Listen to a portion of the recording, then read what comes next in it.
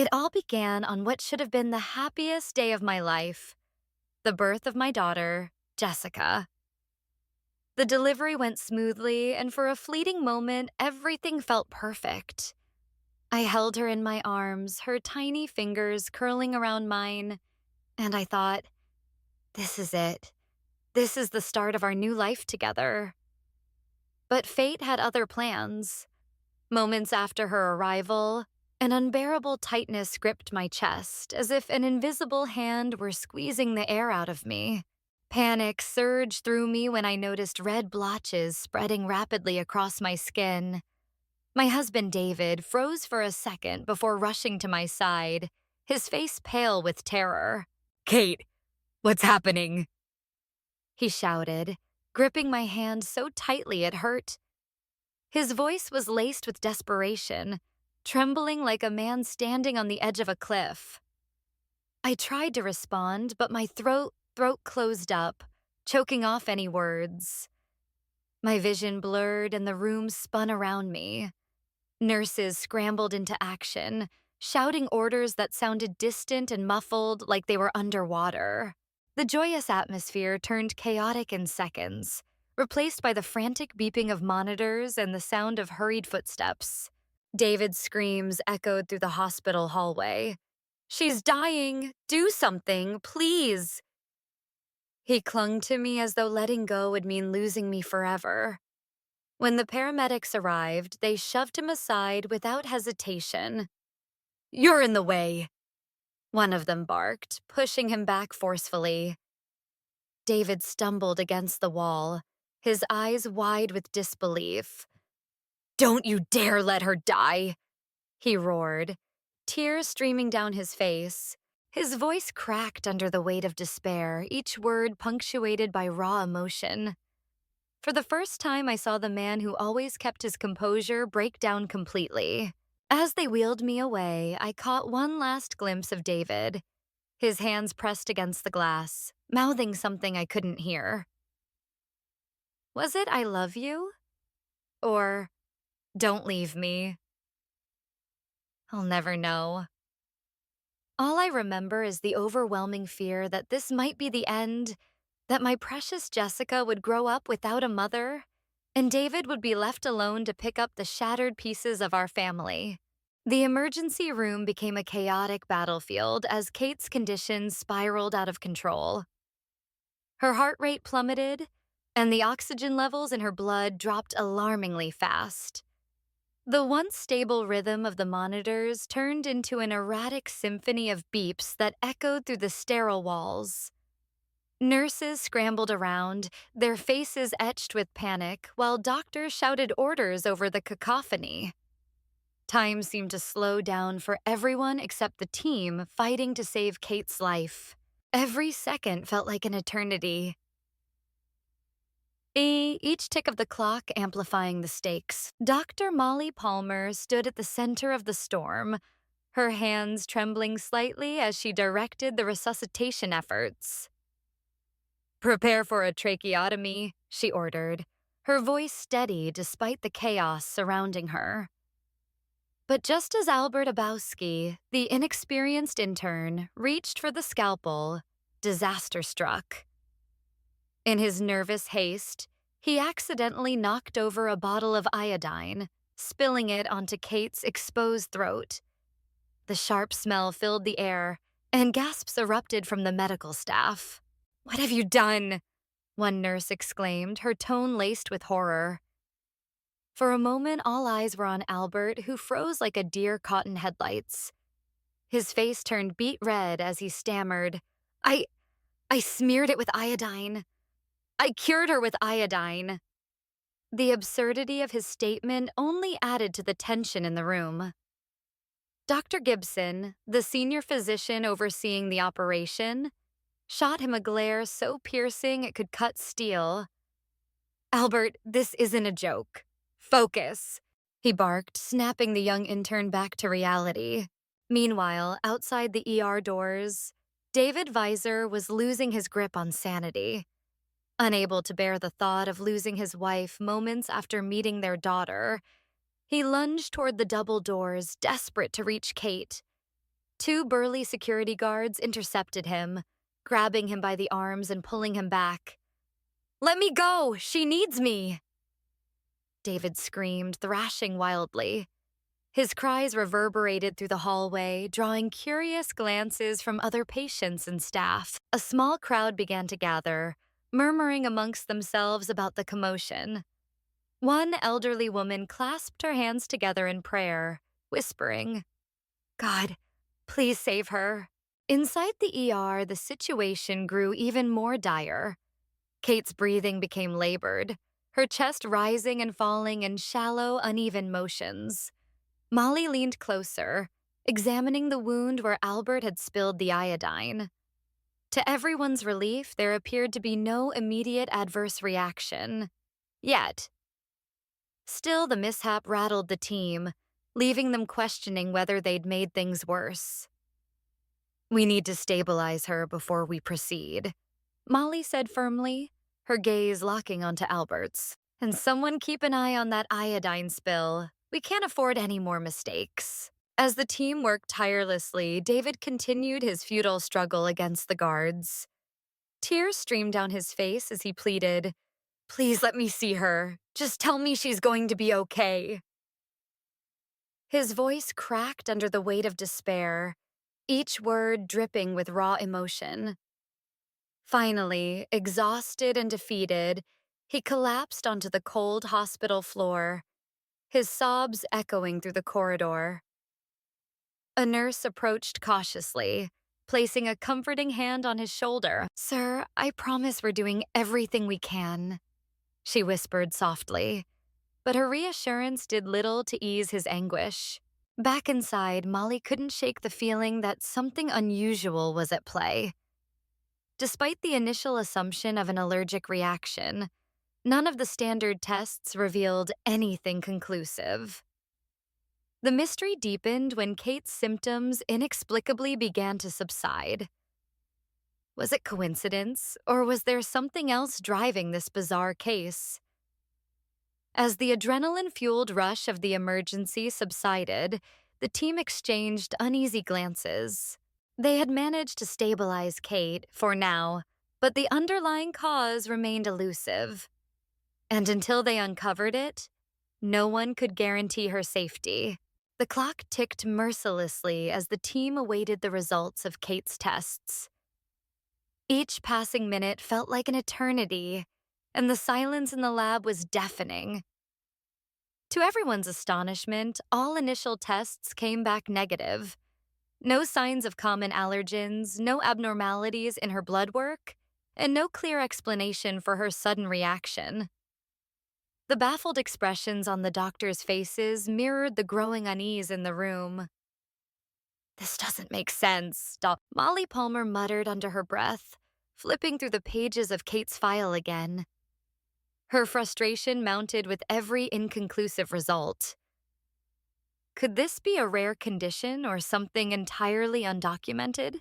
Albert Abowski, ever the wild card, burst into the discussion with his unorthodox ideas. What if we test random foods? Like oranges, pomegranates, apples, he suggested, his voice tinged with excitement at the prospect of trying something unconventional. Molly shot him a glare that could freeze fire. "Random foods? Are you serious? We're dealing with a human life here," she snapped, slamming the folder shut. Albert flinched but didn't back down. "Well, what's your brilliant plan then? Sitting around until another crisis hits?" The tension between them crackled like electricity, their voices rising to a fever pitch. Nurses exchanged uneasy glances, unsure whether to intervene or stay out of the crossfire. Meanwhile, Kate lay in her hospital bed, her mind a whirlpool of fear and despair. Sleep eluded her, but when it finally came, it brought no relief. Only nightmares. She dreamt she was standing in a dimly lit room, staring at a crib. As she approached, the baby inside turned away from her, crying inconsolably. When she reached out to comfort the child, Her hands transformed into grotesque claws, horrifying even herself. "Jessica, it's me, Mommy," she pleaded, but the infant only screamed louder. A mirror appeared behind her, reflecting not her own face, but that of a stranger. A cold, distant woman who sneered cruelly before vanishing. Kate woke with a start, drenched in sweat, her heart pounding like a drum. Tears streamed down her cheeks as reality set in. She couldn't even hold her daughter without risking harm. Desperate for answers, Molly decided to dig deeper into Kate's medical history. She sat beside Kate later that evening, gently asking questions about her pregnancy and lifestyle. Kate recounted how she and David had struggled for years to conceive, their joy turning bittersweet now that they faced this inexplicable tragedy. "I just want to be a mother," Kate whispered, her voice breaking. Molly nodded empathetically, promising to leave no stone unturned. But as she left the room, she couldn't shake off the feeling that time was running out. Back in the lab, Albert continued his rogue experiments despite Molly's disapproval. He slipped small samples of food pastries onto Kate's tray, monitoring her reactions closely. To his surprise and slight embarrassment, the symptoms seemed to improve temporarily. "See? I told you," he exclaimed triumphantly during their next meeting. Molly rolled her eyes. "That's not how allergies work, Albert. You got lucky this time." Still, the fleeting success planted a seed of hope. Perhaps there was more to uncover. As days passed, the pressure mounted. David grew increasingly agitated, pacing outside Kate's room like a caged animal. His trust in the medical team wavered, especially after overhearing fragments of their heated debates. "Why can't they figure this out?" he demanded one evening, grabbing Molly by the arm. "You promised you'd help her." She met his gaze, her own resolve hardening. "We're doing everything we can," she assured him, though doubt lingered in her tone. Unbeknownst to them all, the answer lurked just beyond reach, waiting to be discovered. The sterile walls of the hospital room seemed to close in on Kate as despair consumed her. Alone with her thoughts, she let out a gut-wrenching cry that echoed through the corridors. "Why is God punishing me like this? All I want is to hold my daughter," she screamed, her voice cracking under the weight of anguish. Her fists clenched the thin hospital blanket, tears streaming down her face as if trying to wash away the injustice of it all. Each sob felt heavier than the last, a tidal wave of emotions threatening to drown her. For days, she had clung to hope, that doctors would find answers, that they'd fix whatever was wrong, but now even hope felt cruelly out of reach. David paced outside her room, his hands trembling and his jaw clenched so tightly it hurt. He couldn't bear hearing Kate's cries. Every sound pierced his heart like shards of glass. His mind raced with blame. Himself for not noticing sooner, the doctors for failing to provide answers quickly enough, and even fate itself for dealing them such an unforgiving hand. "How hard can it be to figure this out?" he muttered bitterly, glaring at the closed door of the medical team's office. The frustration boiled over when Molly emerged, clipboard in hand. "Why aren't you doing more? She's suffering because of your delays," he snapped, his voice raw with anger. Molly flinched but held her ground. "We're working as fast as we can, Mr. Weiser. Trust us." But trust was a luxury David no longer had. Every unexplained moment felt like another nail in their family's coffin. He wanted to storm into Kate's room, to tell her everything would be okay, but deep down, he knew he couldn't promise that. Not yet. Instead, he sank onto a nearby bench, burying his face in his hands. His shoulders shook silently as guilt overwhelmed him. What kind of husband couldn't protect his wife? What kind of father couldn't comfort his child? Meanwhile, Albert wrestled with his own demons. Sitting alone in the break room, he stared blankly at the vending machine, its fluorescent light casting eerie shadows across the tiled floor. What am I even doing here? He whispered to himself, running a shaky hand through his hair. Memories flooded back. His first day in med school, the first time he saw blood during surgery, the uncontrollable laughter that followed. It wasn't just awkward, it was humiliating. Colleagues mocked him behind his back, calling him the Joker instead of a doctor. Even now, years later, the fear lingered. What if he froze again during a critical moment? What if someone died because of him? His internal conflict spilled over during rounds when Dr. Gibson confronted him about his reckless experiments. You think medicine is some kind of game, Abowski? Gibson barked, slamming a file onto the counter. Albert bristled, defensive. I'm trying to help. Isn't that what matters? But Gibson's glare silenced him.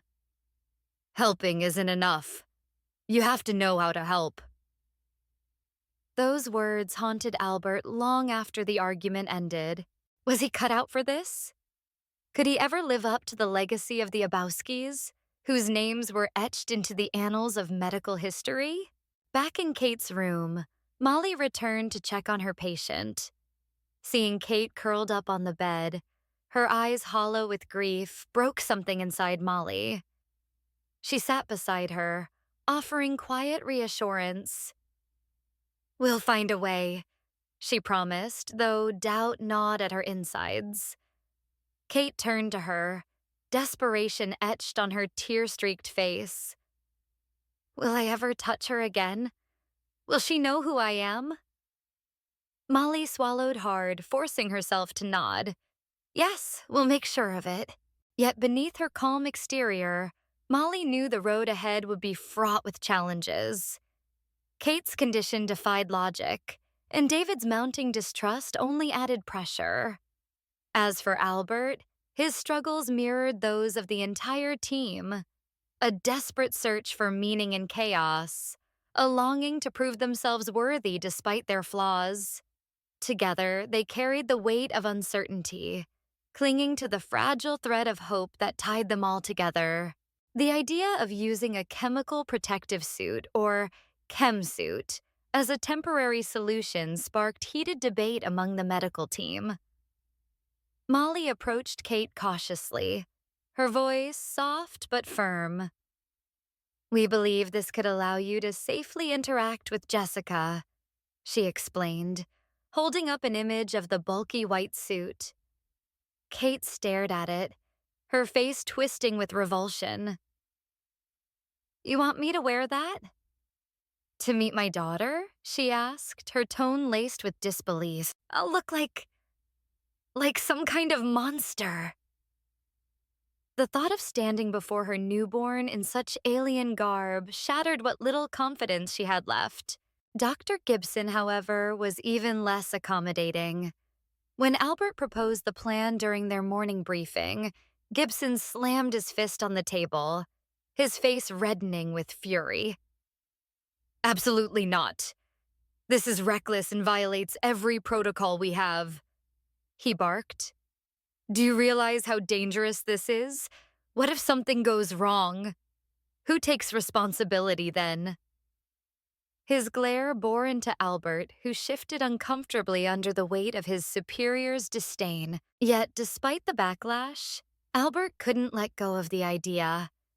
He saw it as the only way to give Kate a semblance of normalcy, to reunite her with the child she so desperately longed for. That night, driven by desperation and defiance, Albert snuck into the storage room where the chemsuits were kept.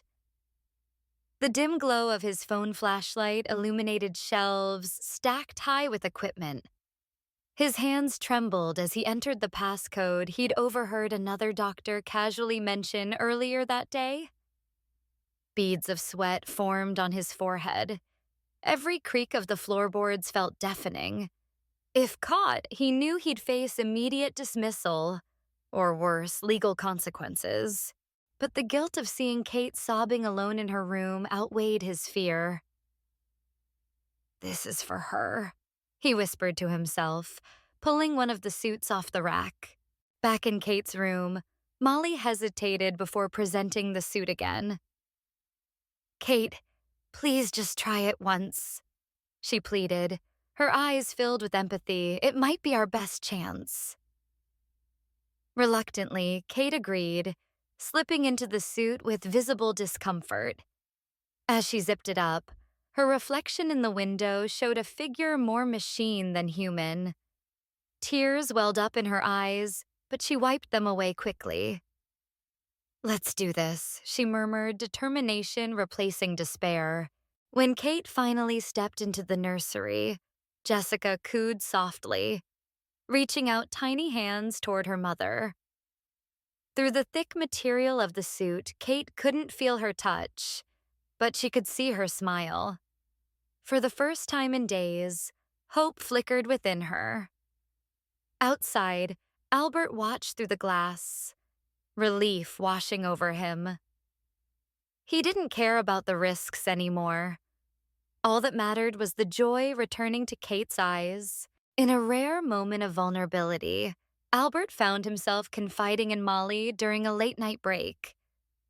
The hospital was eerily quiet, save for the distant hum of machines and the occasional shuffle of nurses' footsteps. "You know," he began hesitantly, staring into his cup of coffee as if it held all the answers. "My family forced me into medicine because of tradition." His voice cracked slightly, betraying the weight of years spent suppressing his true desires. "I never wanted this. All I ever dreamed of was making people laugh, being a comedian. But when your great-grandfather founded a medical dynasty?" He trailed off with a bitter laugh, shaking his head. "It's like they didn't even consider what I wanted." Molly listened intently, her expression softening. She had always sensed there was more to Albert than his awkward demeanor and ill-timed jokes. "Why didn't you fight back?" she asked gently. Albert shrugged, avoiding her gaze. "What's the point? They'd never understand. Besides, how do you tell someone you're not cut out to be a doctor when everyone expects you to save lives?" The irony wasn't lost on either of them.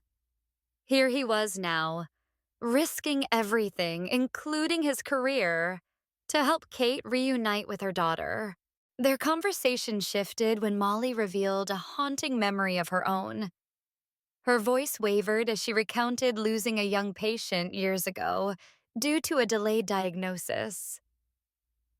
"I still see her face sometimes," she admitted, her eyes glistening with unshed tears. "She was only 7. Every time I close my eyes, I wonder if I could have done something differently." Albert reached across the table, placing a reassuring hand over hers. "You can't blame yourself forever, Molly. You're doing everything you can now.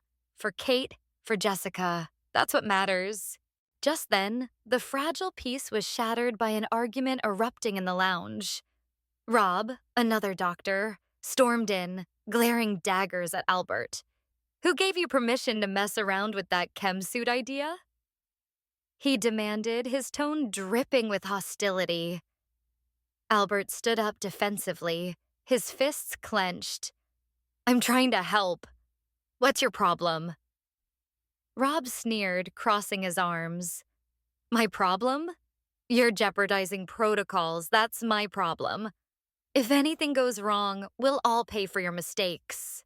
The tension escalated quickly, their voices rising until they were practically shouting. Nurses peeked in curiously, whispering among themselves about the commotion. Molly stepped between them, her calm but firm demeanor cutting through the chaos. "Enough!" she snapped, silencing both men. Turning to Rob, she added, Albert's intentions are good. Let's focus on finding solutions instead of tearing each other apart. Reluctantly, Rob backed down, muttering under his breath as he left the room. As silence settled once again, Albert sank back into his chair, exhaustion etched across his face. Do you think I'm crazy for wanting to make people laugh instead of saving lives? He asked quietly. Molly smiled faintly, patting his shoulder. No. In fact, I think the world needs more people like you. Just don't give up yet. At its core, this story is a testament to the power of resilience and human ingenuity in the face of seemingly insurmountable odds. Kate's journey was not just about surviving an inexplicable allergy, but also about clinging to hope when despair threatened to consume her. Every tear she shed, every sleepless night spent yearning for her daughter, underscored the fragility of life. And yet it was her unyielding determination that kept her going. I need to hold her, she whispered through sobs, embodying the universal desire to connect with loved ones despite overwhelming obstacles. Albert's arc mirrored a different kind of struggle, proving his worth in a world where he felt like an outsider. His unconventional ideas, from testing random foods to sneaking out chem suits, were born out of desperation and defiance. Though ridiculed by peers like Rob or chastised by superiors like Dr. Gibson, Albert refused to let fear dictate his actions. If I can make people laugh, why shouldn't I try to save them too? He mused during one late-night conversation. For him, failure wasn't an option, not when someone's happiness hung in the balance. Meanwhile, Molly carried the weight of past mistakes, haunted by memories of a child she couldn't save. Yet instead of letting guilt paralyze her, she channeled it into compassion, pushing herself harder to ensure Kate wouldn't suffer the same fate. Her quiet resolve became a beacon of strength for both Kate and Albert, reminding them that healing isn't always linear. It's messy, painful, and deeply personal. Together, their stories intertwined as a reminder that innovation often arises from chaos, and courage sometimes means taking risks no one else dares to take. Whether it was Kate enduring the humiliation of wearing a chem suit, Albert risking his career for a patient, or Molly confronting her demons head-on, each character taught us that even in our darkest moments, we possess the ability to find light. If only we're willing to fight for it. Kate stepped into the nursery, her heart pounding beneath the suffocating layers of the chem suit. Through the thick plastic visor, she finally saw Jessica, her tiny hands reaching out, her innocent eyes glowing with curiosity. Tears streamed down Kate's face as she approached, her sobs muffled by the suit's confines. "I'm here, my baby," she whispered, though Jessica couldn't hear her. The joy of being near her daughter was overwhelming, but it came at a cost. She couldn't touch her, couldn't feel the warmth of her skin or cradle her in her arms. It was a bittersweet reunion that tore at her soul. Meanwhile, Albert faced Dr. Gibson's wrath for bypassing protocol to retrieve the chem suit. "Do you realize how reckless that was?" Gibson scolded, his voice cutting like a blade. Yet despite the reprimand, Albert couldn't suppress a small smile. Seeing Kate's tearful gratitude through the glass made every risk worth it. "At least they're together now," he murmured under his breath. In the days that followed, the medical team vowed to push forward, determined to find a permanent cure. Molly stood beside Kate, her promise unwavering. "We won't stop until you can hold her without barriers." Though challenges loomed ahead, their collective resolve burned brighter than ever, a beacon of hope for Kate and others like her. Some people leave scars, others leave lessons. Burn and reborn stories that break you, then rebuild you.